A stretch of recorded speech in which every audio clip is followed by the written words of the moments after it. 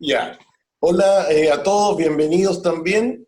No lo voy a solo individualmente, aunque hay hartas caras conocidas en las páginas que estoy viendo. Y que contarles un poco que esto nace, como dijo recién Isabel, de una necesidad. Ustedes saben que yo soy psicólogo, trabajo con distintas empresas, en fin, y algunas empresas hemos estado haciendo algunas charlas y pequeños cursos online porque las han solicitado, dado que la contingencia impide totalmente el juntarse en salas de clase, igual que en los colegios y universidades, ¿cierto? La capacitación la hemos hecho entonces en forma no presencial, sino online. Y también porque esta charla para nosotros es importante porque la psicología yo creo que también tiene bastante que aportar en una situación tan dramática como la que estamos viviendo y que además es una situación a nivel mundial. Entonces, en esta charlita vamos a ir revisando en forma breve algunas condiciones, algunas características psicológicas que se dan con esta contingencia y después vamos a dar algunas pequeñas sugerencias. La idea es que esto dure más o menos unos 40 minutos y después hay un par de preguntas que pueden ser por chat, como decía Isabel, y terminar más o menos en una hora, no pasarse, cosa de no aburrirnos y además para retener la mayor información posible. Bueno, eso como introducción. Ahora, ¿qué podríamos comentar? Que estamos viviendo una situación absolutamente inusual, que si bien es cierto que todos la vivimos por primera vez, no va a ser probablemente la última. Ha habido varias pandemias en el mundo, todos sabemos eso. Una de las primeras fue una pandemia, bueno, o quizás epidemia en ese tiempo, que se dio en tiempo de Constantino, estamos hablando de los años 400 después de Cristo. En la Edad Media, la famosa peste negra mató una cantidad pero enorme de personas, de 80 millones que tenía de habitantes de Europa en ese tiempo, más o menos murieron 30 millones, o sea, imaginemos lo que es eso. Obviamente, claro, en ese tiempo la medicina no estaba avanzada como estaba hoy en día. Eh, entonces, es algo que en este momento nos ha cambiado por completo la vida, y todo cambio importante en la vida tiene un impacto en la psiquis, ¿no es cierto?, un impacto en las emociones. Y eso es un poco lo que yo por lo menos he echado de menos en la prensa, ha faltado como el enfoque psicológico emocional. En primer lugar, digamos que de lo siguiente, o sea, estamos en una situación absolutamente anómala, insólita, que no habíamos vivido. Y esto hay que preguntarse cómo está repercutiendo. Yo creo que una de las primeras repercusiones de esto es un impacto emocional. Se han despertado emociones bastante fuertes en algunas personas. ¿Y cuáles son esas emociones? Algunas no muy fáciles de manejar. Recordemos de partida que el ser humano funcionamos más por las emociones que por el intelecto. Uno dice, claro, la mente, ¿no es cierto?, yo voy a controlar mis pensamientos. No, la verdad es que las emociones son finalmente las que nos gobiernan. ¿Y qué emociones están apareciendo? Yo creo que la principal emoción que ha aparecido en este momento es el estrés. ¿Qué es el estrés? El estrés estamos acostumbrados a asociarlos con una situación muy específica y que muchas veces tiene que ver con el trabajo. Entonces, estoy lleno de pega, estoy tapado de pega, estoy estresado. No, no. En realidad, cuando hablamos de estrés, el estrés es una sensación de amenaza que tiene uno. Y en otras palabras, el estrés es un estado de alerta que se pone el organismo para enfrentar un peligro. Ese es el estrés. Y si alguien me dijera en este momento, bueno, pero ¿cómo estamos hablando de estrés, no es cierto? Entonces la pega, claro, ¿cuál es el peligro de la pega? Si yo no termino la pega, el peligro es que, por ejemplo, me finiquiten. Por lo tanto, el estrés, cuando hay una situación de peligro, siempre surge. Y en este caso yo creo que la emoción principal que ha surgido es el estrés. Ahora, el estrés ojo, y síganme la definición que acabo de dar, es tremendamente positivo. Sin estrés, el ser humano o la humanidad se hubiera acabado hace miles de años. El estrés permite la sobrevivencia. Pero hay que considerar lo siguiente. El estrés es normal, es positivo y adaptativo. Pero cuando el estrés se hace demasiado crónico, demasiado tiempo, es cuando el estrés pasa a ser patológico. Y básicamente, ¿por qué? Porque baja las defensas del cuerpo, ¿ya? Y eso es algo que la medicina siempre había sospechado, pero ahora ya está demostrado. Hay una conexión entre unas partes del cerebro, el eje hipotalámico, etcétera, que hace, digamos, que las preocupaciones, las sensaciones de miedo se conecten con un montón de órganos del cuerpo y generan hormonas, entre las cuales la principal es la cortisol. Bueno, para hacerlo sin complicaciones, el estrés, cuando es crónico, cuando es fuerte, se mantiene, baja las defensas del cuerpo. Y cuando baja la defensa del cuerpo, aparece cualquier enfermedad. E incluso puede que, por ejemplo, hay algunos de ustedes que en este momento están pasando bien la situación de estrés, pero cuando termine, por ejemplo, la cuarentena, van a aparecer muchos cuadros, o psicológicos, o de tipo orgánico, médico, que habían estado, digamos, aguantándose hasta que reaparecen porque ya las defensas no dieron más. Entonces, eso es yo creo, la emoción principal. ¿Qué debemos hacer con una emoción tan fuerte como el estrés? Una de las cosas más importantes es conversarlo, o en otras palabras, socializarlo, lo cual nos va a servir un poco de catarsis, ¿ya? Catarsis. La catarsis es una forma de contar o hablar sobre nuestras propias emociones que nos libera de esa carga, ¿ya? Es un poco lo que pasaba antiguamente cuando la gente iba a la iglesia y se confesaba, y después de la confesión quedan muy, ¿no es cierto?, se sacaron una mochila encima. Ese es el sentido, en realidad, de hacer una catarsis. Y eso es muy importante que lo compartamos, porque a lo mejor yo estoy viviendo una serie de miedos, de situaciones, y no sé qué está viviendo mi señora o qué están viviendo mis hijos. Esto hay que compartirlo. Y ojalá también con los seres más cercanos. O sea, atrevámonos a desnudarnos, entre comillas, y hablar de cuáles son las emociones que estamos sintiendo o cómo se nos está manifestando a cada uno de nosotros el estrés. Muy parecido al estrés está la sensación de miedo, que mucha gente incluso lo confunde, ¿eh? No vamos a entrar en detalle. Pero fíjense ustedes que cosas que son alarmantes, ¿eh? En Estados Unidos son noticias que circulan poco, pero por ejemplo en Estados Unidos, cuando empezó la pandemia, aumentó la compra de armas de fuego y la compra de municiones. O sea, ¿qué significa eso? Probablemente nadie lo ha leído por ahí, pero fue un hecho. O sea, eso está mostrando una profunda sensación de miedo en la sociedad norteamericana en este caso. ¿Y qué significa? Que tal vez mucha gente está dispuesta a llegar a cualquier cosa con tal de defender su vida, ¿no es cierto?, para que no venga otra persona y la contagie. Bueno, esos son miedos extremos, pero no caen todavía dentro de lo patológico, ¿ya? Entonces, la ansiedad, el estrés, el miedo, son emociones que se nos han disparado, yo creo, muy fuerte. Y todo esto acompañado por una visión que realmente, si uno escucha y ve, es terrorífica y apocalíptica. Imagínense, en el peor de los casos, una guerra con todo lo terrible que uno está viendo al enemigo, puede disparar, agacharse para no recibir un disparo, etc., aunque ahora ya no tanto. Pero aquí ni siquiera tú ves el enemigo, entonces te está atacando algo que puede venir hasta del ser más querido. Tú puedes ser, ¿no es cierto?, una mamá de 35 años y viene tu hijo del jardín y te pega un virus. O sea, entonces, y algo que no puedes ni siquiera ver ni percibir bajo ninguna forma. Entonces, esto es realmente apocalíptico, terrorífico, y no es la primera vez que hemos tenido una pandemia, aunque nunca tan grave. Y hay que acostumbrarse a que van a venir otras, no va a ser desde luego la única. Ahora, hay otras emociones que se han disparado y que son muy fuertes. Por ejemplo, ¿cuáles son nuestras expectativas sobre los ingresos económicos en los meses que vienen? ¿Cuáles son las expectativas sobre recuperarnos la economía, ya sea nacional, o recuperar la economía personal, las finanzas personales?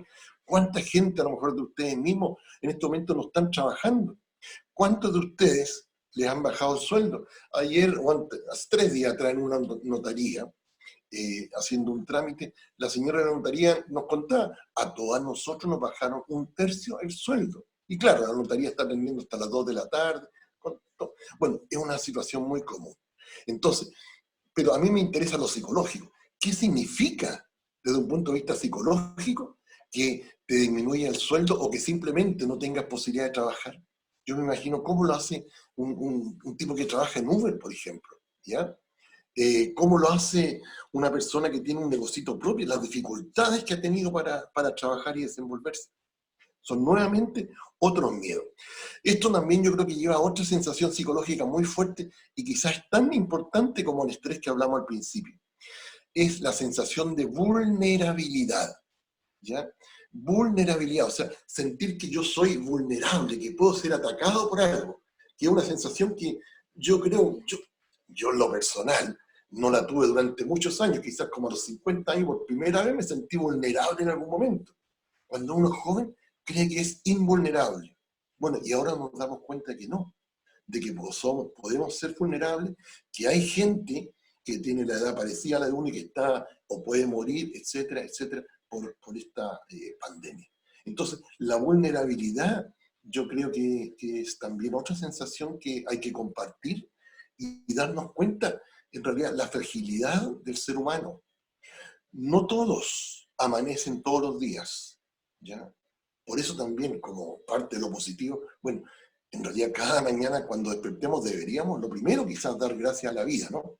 Si tú eres católico a Dios, si tú eres musulmana a Alá, pero dar gracias a la vida de amanecer vivo y tener otro día. No todos amanecen, ¿ya? Entonces, ahora, otras cosas que están absolutamente, digamos, influyendo, por ejemplo, esta sensación de encierro, ¿ya? De un encierro que es forzado. ¿Qué significa?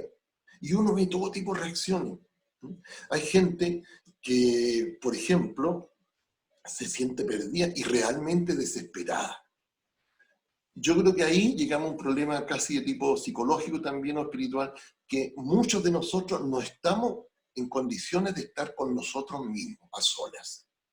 Tenemos que estar siempre haciendo algo hacia afuera, trabajando o de muchas maneras, pero siempre haciendo algo afuera.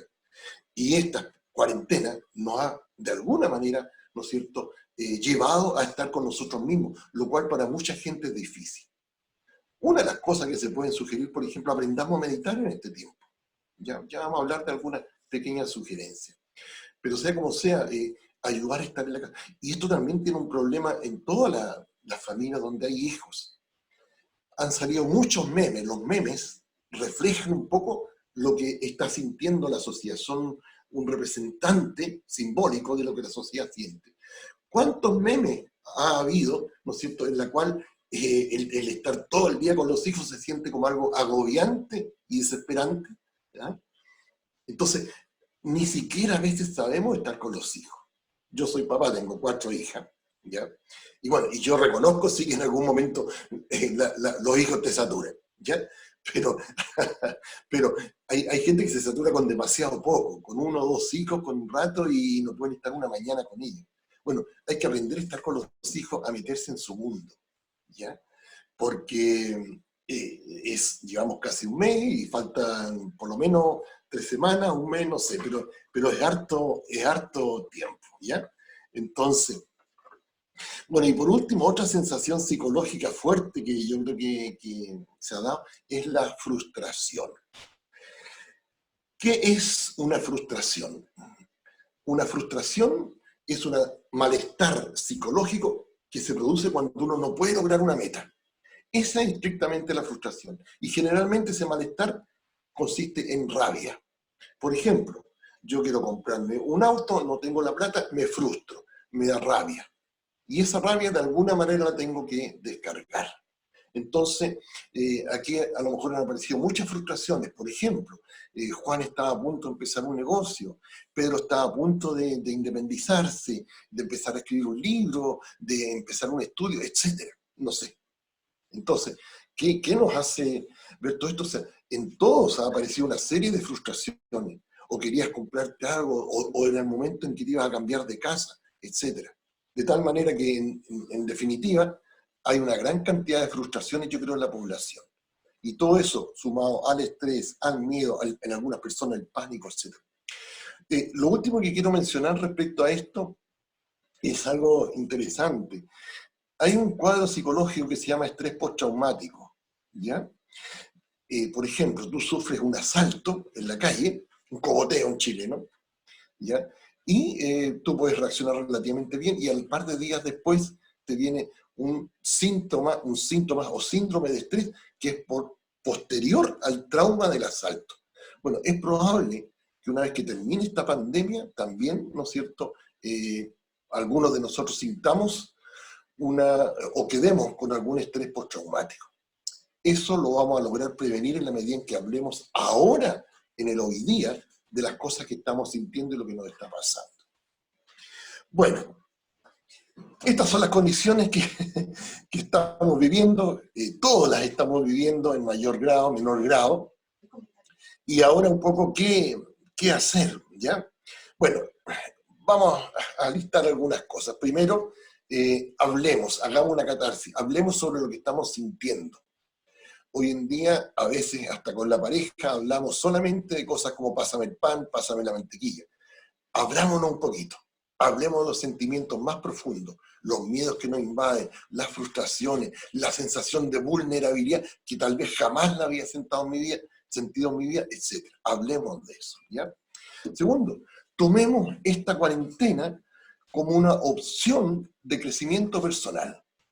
Hay mucha gente que lo único que hace en la casa es aburrirse, y yo he visto otra gente que por el contrario está en este momento aprovechando el tiempo para enriquecerse. Por ejemplo, leyendo un libro que hace tiempo que no podía leer, viendo algunas películas que tenía pendientes. Pero lo más importante, iniciar algo nuevo, un estudio. Por ejemplo, hay universidades, la Católica es una de ellas, pero hay otras, en Estados Unidos también, que han ofrecido una cantidad bastante grande de cursos online, absolutamente gratuitos, sin costo. Bueno, tomemos uno de esos cursos, tomemos dos de esos cursos. Y esos cursos gratuitos generalmente termina el curso, te hacen un par de pruebas, tú al final incluso puedes pagar un par de dólares, $15, 20, no sé, y hasta te envían en digital, te envían un título. Entonces aprovechemos eso. O sea, la mente no puede estar todo el día embotada en algo que sea muy concreto. La mente necesita que las neuronas se conecten de manera distinta y más ricas, más creativas. Hagamos cosas distintas. Tomemos esos cursos que hace tiempo que queríamos hacer. Aprendamos a tocar un instrumento. Démosle curso a un libro que estábamos escribiendo hace 10 años. Pero hay que sacar potencial. Tenemos potencial. Ahora, es importante también en la casa, fíjense ustedes qué curioso, pero mantener cierto, ¿cómo lo podríamos decir? El ciclo diario de actividades, ¿ya? O ritmo circadiano. Por ejemplo, si yo me levanto, me quedo en pijama y permanezco todo el día en pijama y me acuesto, la sensación va a ser de haber estado un día perdido, un domingo cualquiera que no lo aproveché. Descansé, claro, pero no puedo descansar 7 días, otros 7 y otros 7. Entonces, eso hay que hacerlo con algunas rutinas que son las normales. Por ejemplo, cambiémonos, saquémonos el pijama, no estemos todo el día embotados en la cama, hagamos el almuerzo, después hagamos un par de actividades, por ejemplo, físicas en la casa. Todos podemos correr un ratito en alguna de estas bicicletas, ¿no es cierto?, etcétera. O hacer alguna dinámica, bailar, bailotear un poco en la casa. Pero aprovechemos esto, ¿ya? Aprovechemos también de fortalecer los vínculos con la gente con la cual tenemos contacto diario en el hogar, sean los hijos, sea la mamá, la suegra, la abuela, etc. Y hacerlo de una manera lo más posible, ¿cómo podríamos decir?, lo más cariñosa posible, en una actitud de apertura, de no defensa, ¿ya? Y por último, creo que también es momento de pensar en las redes sociales. Pero no se trata de hablar todo el día por el celular, el chat, ¿no es cierto?, de WhatsApp. Se trata de que las redes sociales son importantes y pensemos a quién tal vez no hemos llamado y le podríamos llamar y dar una alegría y hacer un poco de lo que se llama contención emocional. Por ejemplo, tal vez hay una prima que estaba pasando por un mal periodo y con esto ya se me olvidó la prima. Ahora, a lo mejor es el momento de llamarla y conversar un poco con ella, dejar que se exprese, yo también me expreso con ella. Pero tengamos en cuenta las redes sociales que es algo valioso en la sociedad. No solamente para chacharear, es el momento de entregar algo. Hay ejemplos bonitos, por ejemplo, en Bolivia. En Bolivia, si uno ve los diarios, los reportajes, puede que en Chile también, pero no lo he visto. En Bolivia hay gente que cuelga afuera, así como nosotros colgamos a veces la basura. Hay gente que en el Alto de La Paz, por ejemplo, cuelgan bolsas con alimentos que les sobran. Y pasa alguien y puede tomar esos alimentos y se los lleva sin ningún problema. ¿Ah? En Alemania parece que también se ha dado cosas parecidas. Entonces, son modos de entregar. Cada uno puede entregar lo mejor de sí. Algunos pueden entregar en lo material, otros pueden entregar escuchando a los demás, algunos dando un consejo. Y también no olvidemos de hacer un desarrollo personal. Por ejemplo, así como yo les decía, podemos hacer unas rutinas diarias. Qué fantástico si en este momento aprendiéramos, por ejemplo, a meditar. ¿Qué significa meditar? La verdad es que es muy difícil decirlo porque hay más de 100 formas de meditar. Pero tal vez en la mañana, 5 minutos para empezar, 7, 8 minutos, nos sentamos, nos ponemos en una posición tranquila, vamos a hacerlo incluso ahora, antes de terminar, y con los ojos cerrados, entramos en nosotros mismos, nos contactamos y ya es una forma de meditar.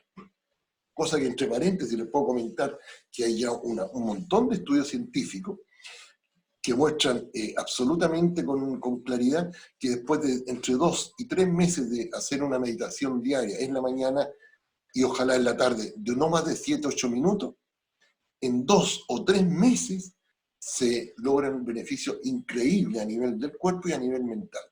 Mental, por ejemplo, concentración, buen humor, una onda de andar con vibras positivas en vez de estar todo el día en la queja y en lo negativo, etc.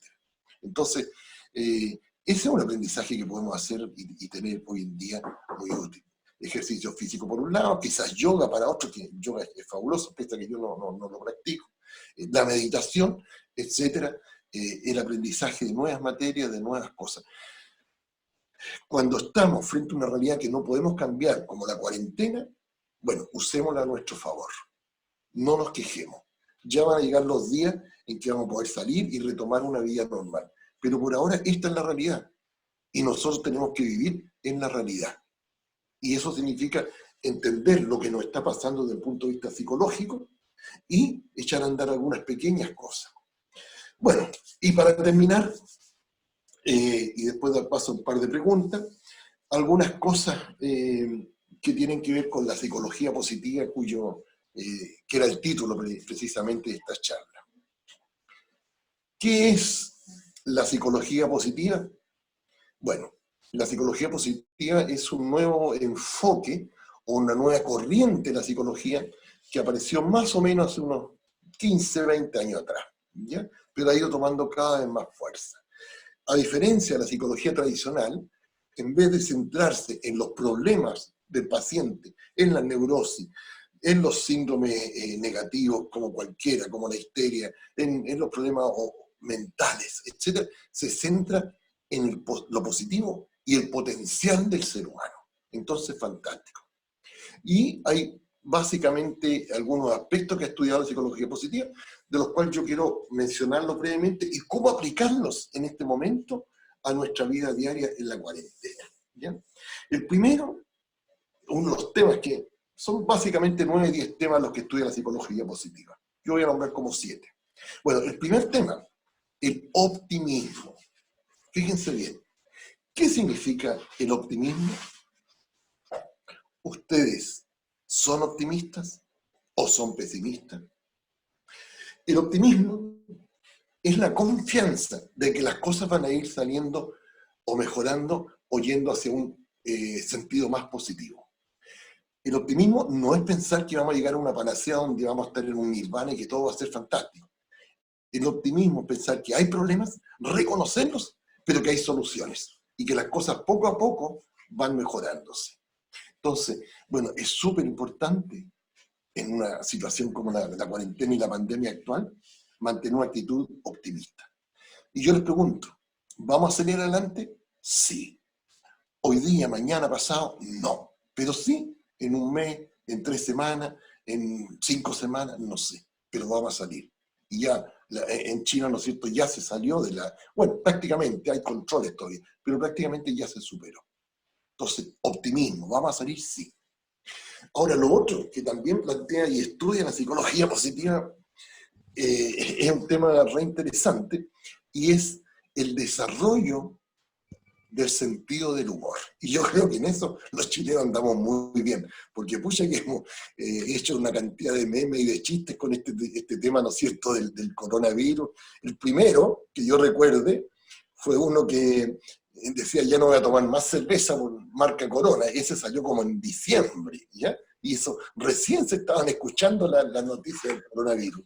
Entonces ahí los chilenos, yo creo que tenemos sentido del humor, nos reímos de nosotros mismos, de nuestras autoridades, por supuesto, lo cual es muy sano, ¿ya? Además de que, entre paréntesis, reírse oxigena la sangre y tiene un montón de otros beneficios.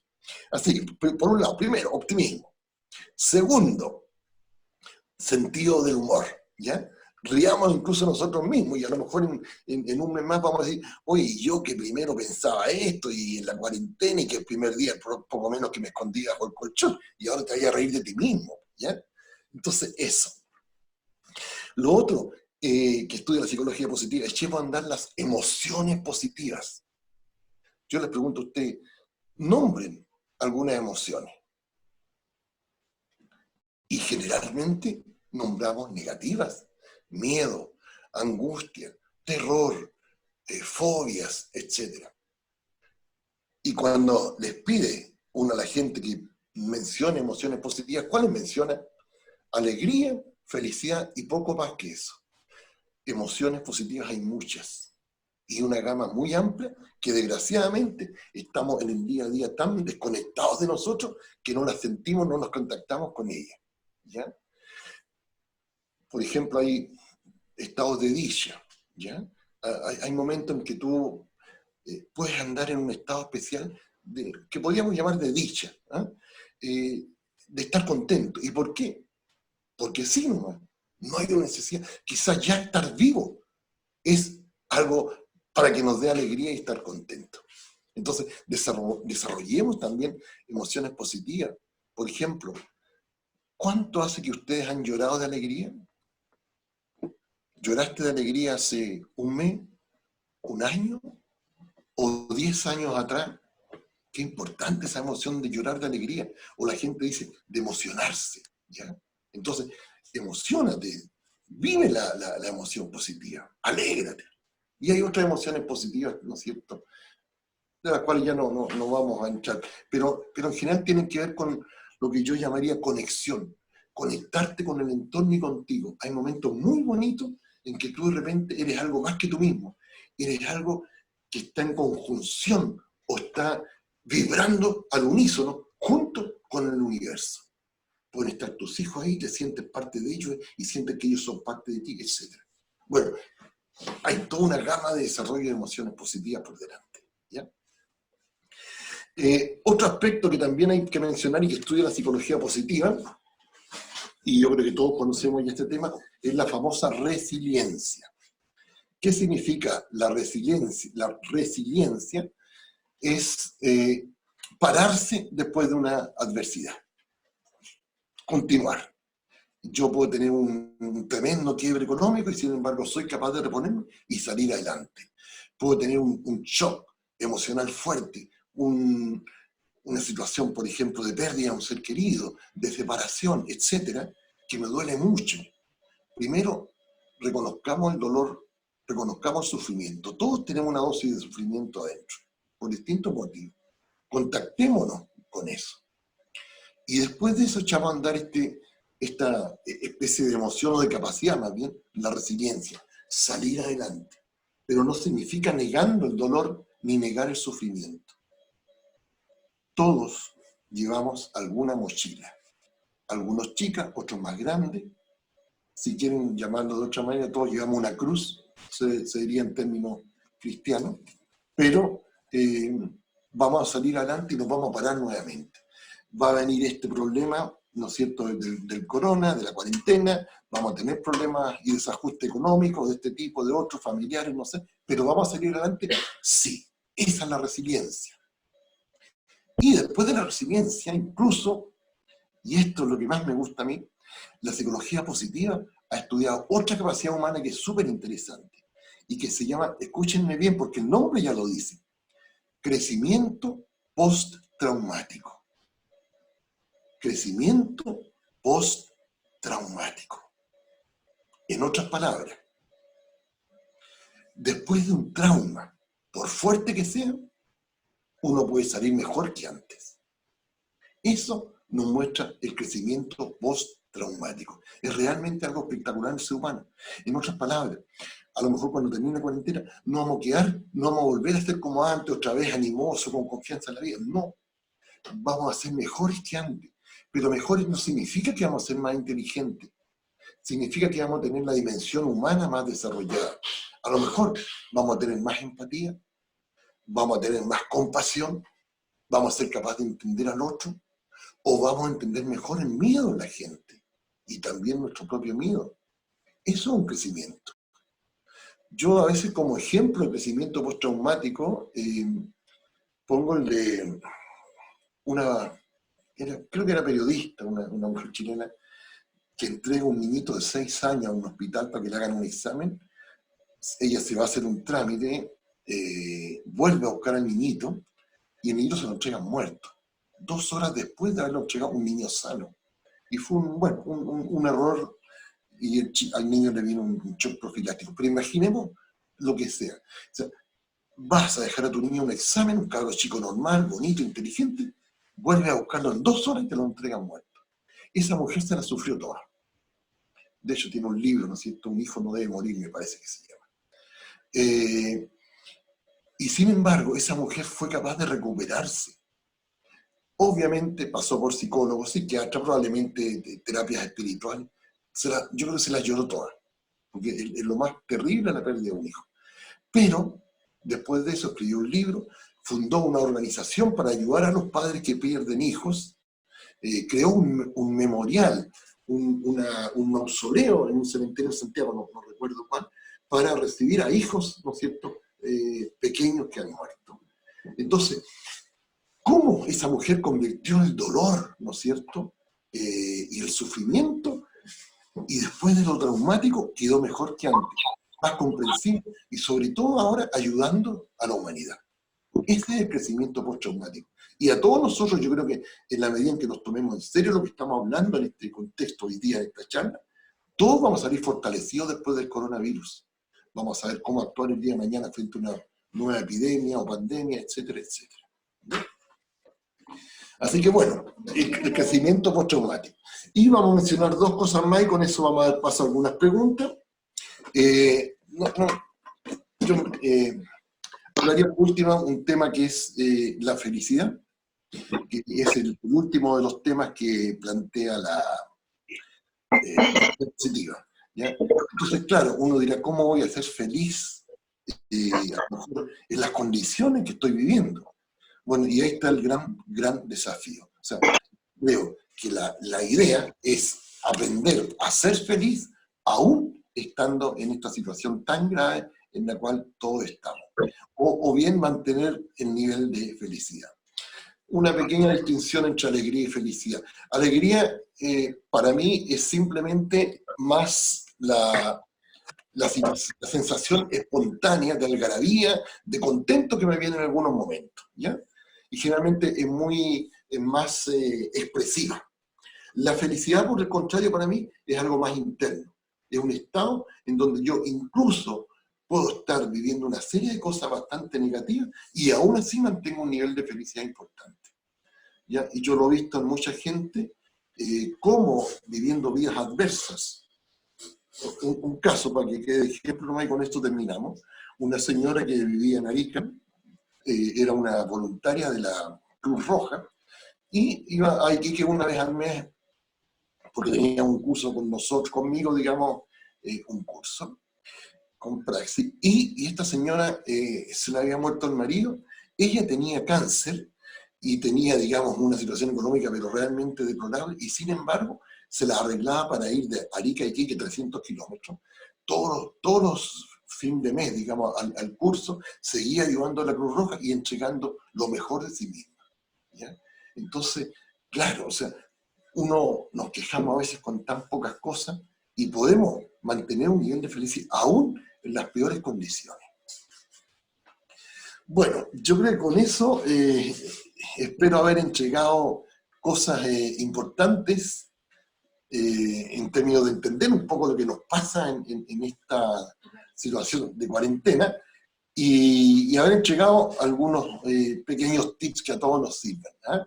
Ese es mi deseo, el de Praxis también, la empresa que represento. Y vamos a dar pie ahora a algunas preguntas. No va a ser mucho rato porque por principios pedagógicos, yo pienso que la charla ya llevamos 45 minutos. Estamos listas con las preguntas. Sí, entonces vamos a responder ahora algunas preguntas, ¿ok? Que han mandado por el chat. Ya, primero que nada, las gracias a todos por sus aportes. Por acá tenemos el aporte de Mildred, que nos hablaba de que el miedo también es una emoción que lleva al estrés. También nos comentó Viviana sobre esta primera pandemia a nivel realmente mundial, gracias a la globalización. Ángela nos hablaba sobre la angustia. Diana mencionó también la angustia, el miedo, la frustración. Daniela hablaba respecto de la ansiedad. Viviana comentaba sobre la ira, que ella dice que también la ira es un deseo no satisfecho. Ángela nos hablaba sobre la aceptación, que decía también lo muy importante que es la aceptación. En el caso de Diana, aquí ya más que comentarios son unas preguntas para que después tú nos comentes, Jorge.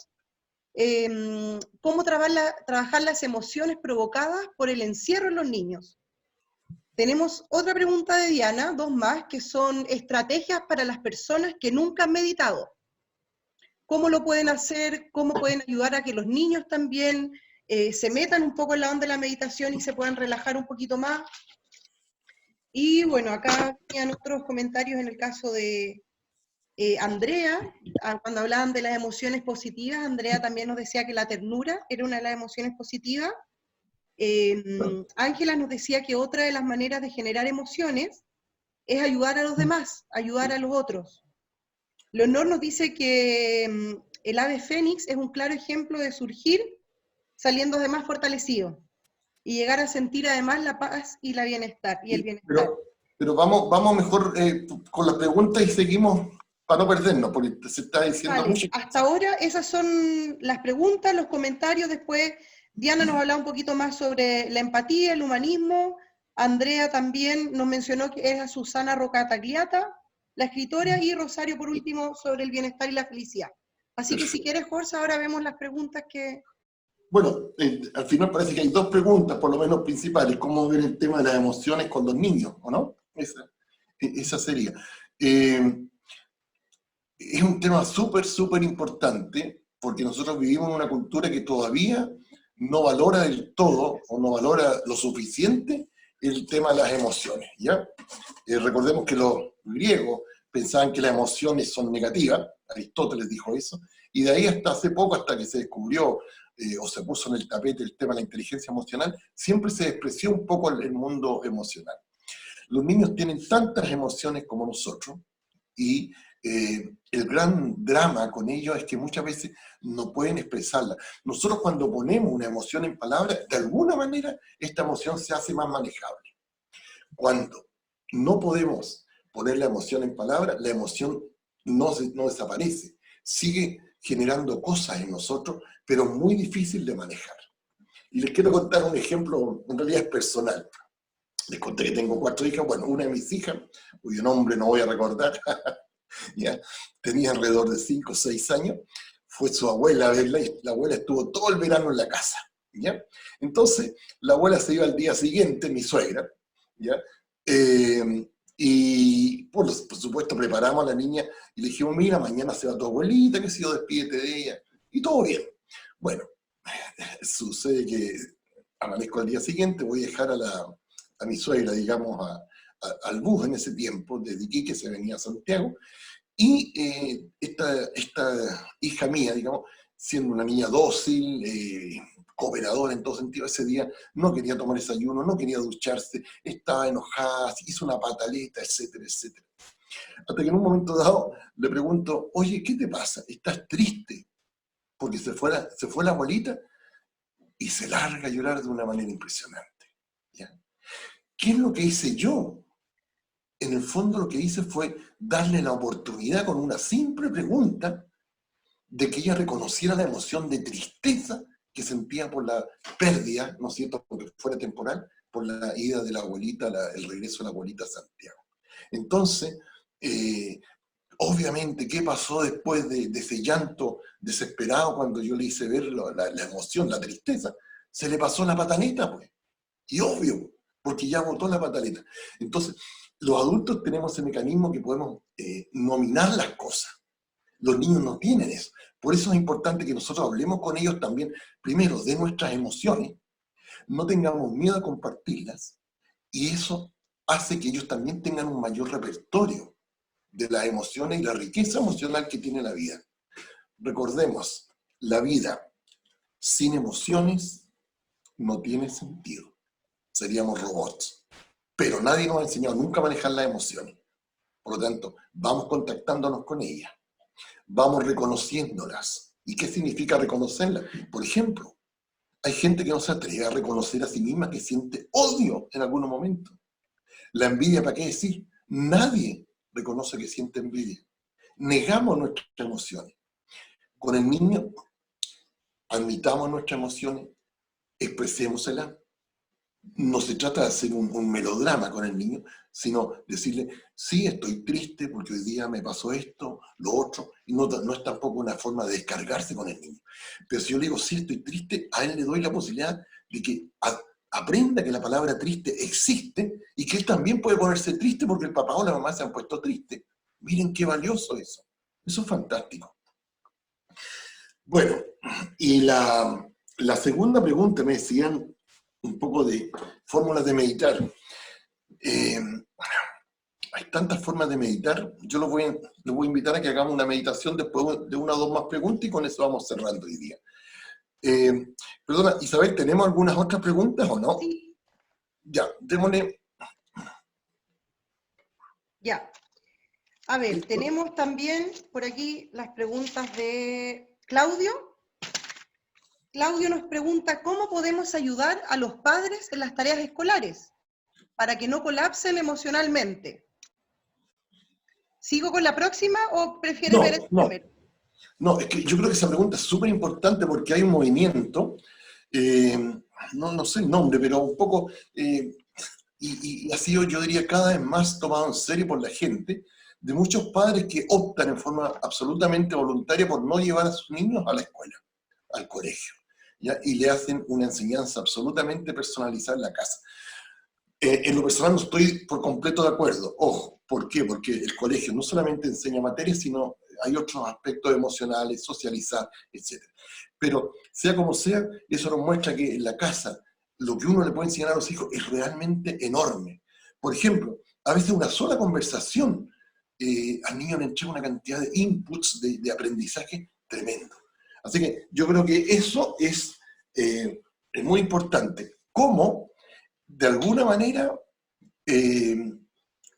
nosotros podemos ir ayudando a los niños siempre y cuando nosotros también desarrollemos un poquitito esa vocación pedagógica que todos tenemos. Y aquí hay que ser muy honesto consigo mismo. Primero, si yo soy una persona bastante, podríamos decir, irritable, no es muy bueno, tal vez no puedo ser muy bueno como pedagogo de mis hijos. Tampoco puedo pretender cumplir todos los roles en mi familia. Puede que yo sea un buen padre, un buen profesional, un buen proveedor del hogar, un buen esposo, etc. Y pedirme que además sea un buen pedagogo a mis hijos, ya también es difícil. No todos lo tienen, ¿ya? Pero yo creo que todos podemos hacer un esfuerzo un poco más. Y para ser un buen pedagogo, para mí lo fundamental es meterse uno en el mundo del niño. El niño siempre tiene temas, siempre tiene preguntas que hacer. ¿Cómo sabe uno cuando el niño ha comprendido algo? Porque no pregunta más. Así simple. Ah, ya dice. Y uno capta que el niño aprendió algo. Eso yo creo un poco... En todo caso, el tema es tan importante que la segunda charla que vamos a dar el próximo sábado, a la cual obviamente están invitados, es justamente, no le tenemos puesto el nombre, pero pedagogía en la casa, y que lo va a dar Isabel, quien está coordinando esto. ¿Ya? Pedagogía en la casa. Porque... ¿cómo sacarle el trote a los niños? Hay un aspecto que se llama la crianza positiva, en fin, hay un montón de cosas que vamos a ver ese día que son muy interesantes. Bueno, y la segunda pregunta, Isabel. Rosario nos pregunta cómo podemos motivar y contener a nuestras familias y a la gente de la tercera edad.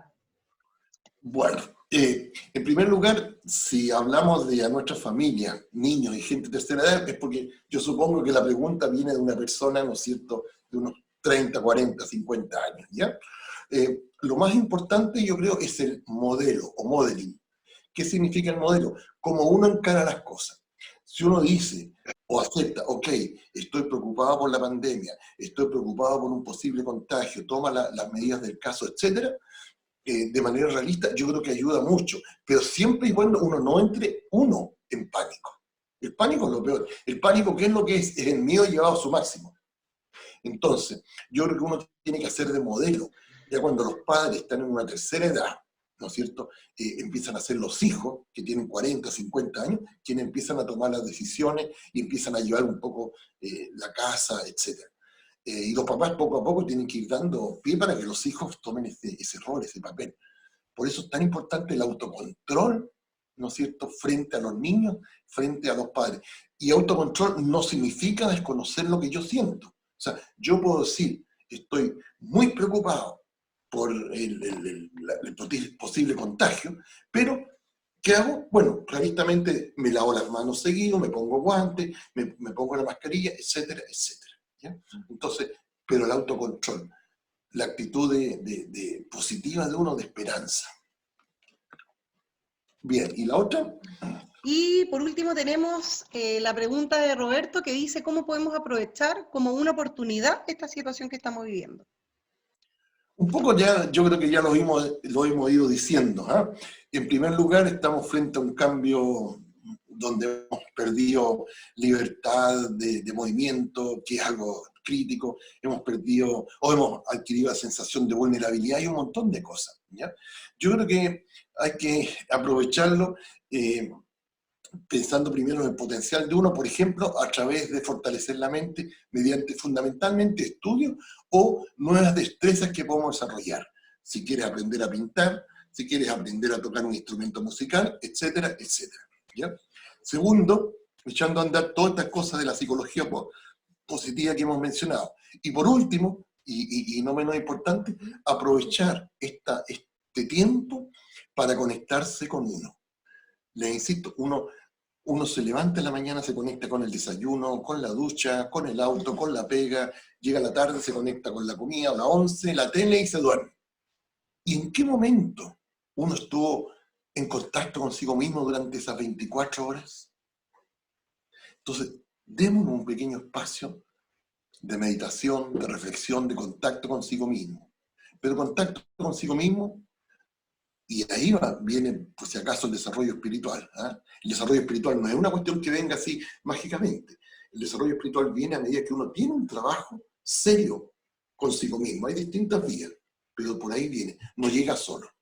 Entonces, hagamos un esfuerzo por ese contacto con nosotros. Practiquemos algunas pequeñas meditaciones, yoga para algunos que quieran, el contacto consigo mismo. Leamos algo que tenga relación con lo espiritual, con el desarrollo psicológico. Esas son las cosas más importantes, yo creo que podemos ir desarrollando. Bueno, ¿y algún comentario final? Sí, ya finalmente lo último que han hablado mucho han sido las gracias. Por ahí viene una pequeña meditación de cierre y plantear el tema homeschooling. Eso seguramente a título de haber pedido y plantear temas que seguramente vamos a ir viendo en la gente que nos queda esta misma vida. Y se ayudaron, dar las gracias por sus palabras y ahora viene la mayoría de agradecimientos y abrazos y cariños de todas partes. Bien. Para cumplir entonces... La Romy igual. Ahora sí, gracias por avisarme lo del audio. Bueno, lo último finalmente que plantean algunos era el tema del homeschooling, que lo vamos a ver a futuro. Eso a título de haberles puesto que podían mencionar algunos temas que podríamos ir viendo a futuro.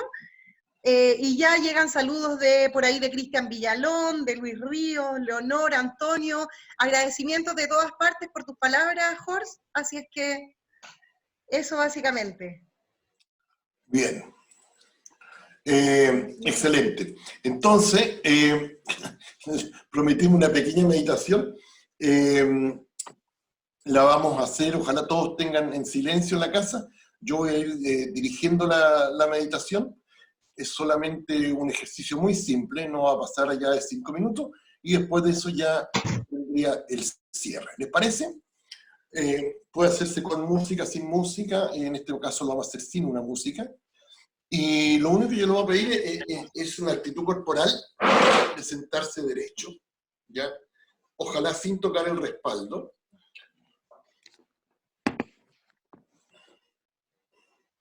Y estar, lo más importante, quizás alineados con la gravedad.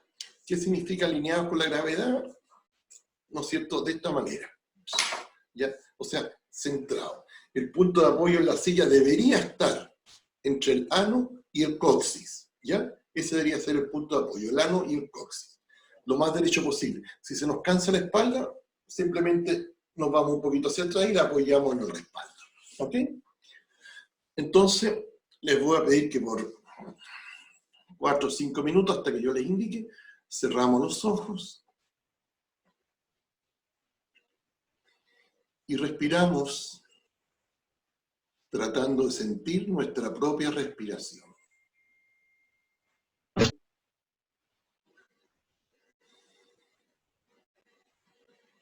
Podemos sentir cómo entra el aire por la nariz, sigue por la tráquea e insufla los pulmones y se dilata el tórax.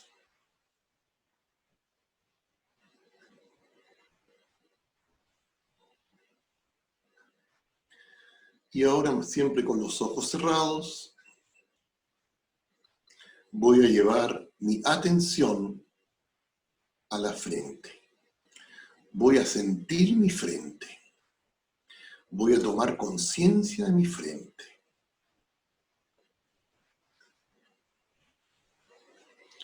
Si veo que el entrecejo está tenso, lo suelto, lo distiendo, lo relajo.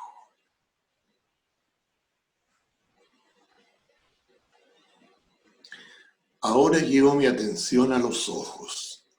Voy a sentir plenamente mis ojos. Y me digo a mí mismo, siento mis ojos. Tomo contacto con mis ojos.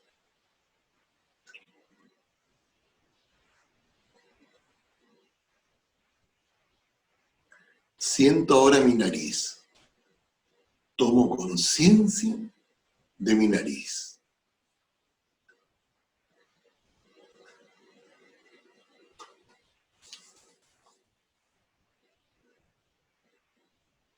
Siento ahora mis orejas. Me doy cuenta de que tengo y puedo sentir mis orejas.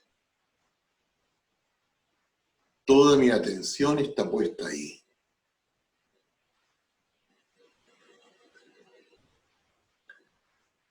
Siento mi boca y mi pera. Tomo conciencia de mi boca, de mi mentón.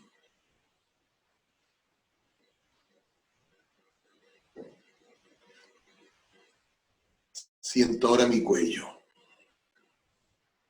Tomo conciencia de mi cuello.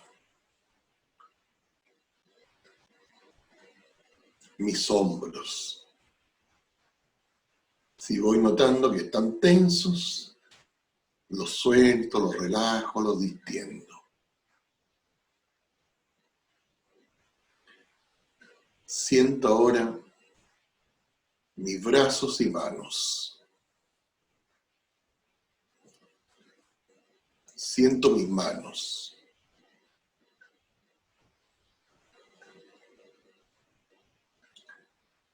Siento mi pecho. Tomo conciencia de mi pecho, de mi plexo solar.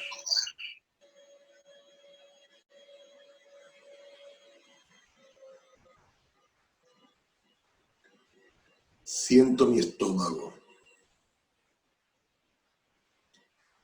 Tomo conciencia de mi estómago.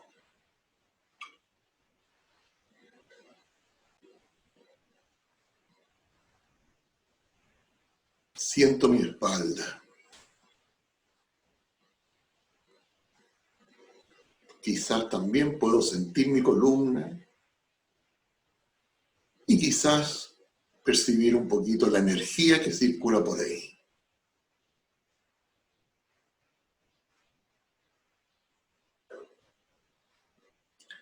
Siento mi ano. También puedo notar si está cerrado, contraído, relajado.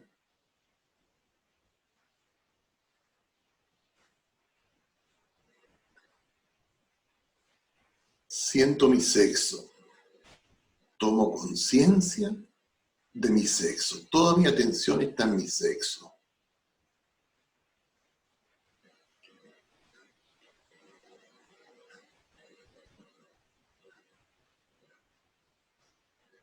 Siento mis piernas y mis pies.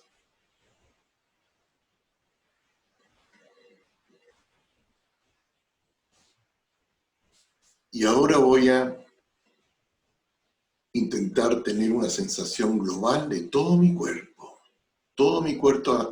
a la vez. O sea, voy a sentir mi frente, mis ojos, mi nariz, mis orejas, boca, mentón, cuello y hombros, brazo, manos, pecho, abdomen, espalda, ano, sexo, piernas y pies. Voy a tratar de mantener esta sensación de todo mi cuerpo a la vez. Este soy yo.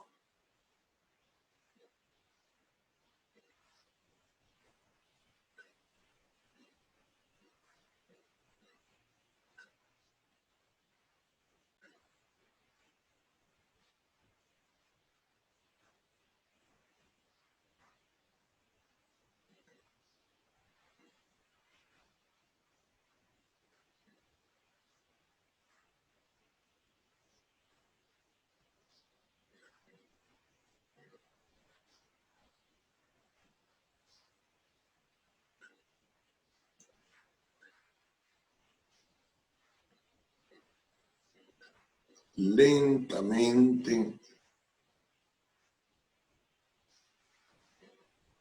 comienzo a abrir los ojos.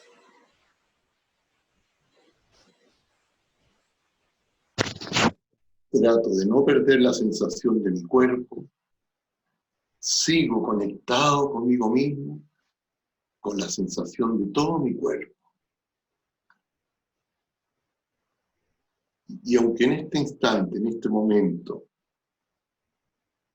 me vuelvo a mover, vuelvo a mirar la pantalla, etcétera, voy a tratar de hacerlo continuando sintiéndome a mí mismo. En otras palabras, tratando de no perder el contacto que tengo con mi cuerpo.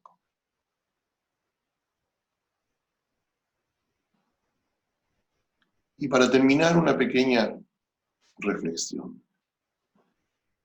El cuerpo es lo fundamental de uno. Si no hay cuerpo, no hay vida, no hay nada. Pero también el espíritu o el alma, le diría otro, también es una parte fundamental. Y las emociones son finalmente, ¿no es cierto?, el nexo entre el cuerpo y la mente o el espíritu. Así que desarrollamos este contacto con nosotros mismos, pongamos atención, así como pusimos al cuerpo, a nuestras emociones, a nuestras sensaciones, y vamos a ir camino lentamente hacia una mayor sensación de plenitud, hacia las emociones positivas y hacia una mayor espiritualidad. ¿Algo finalmente más que agregar, Isabel? ¿Isabel? Acá estoy.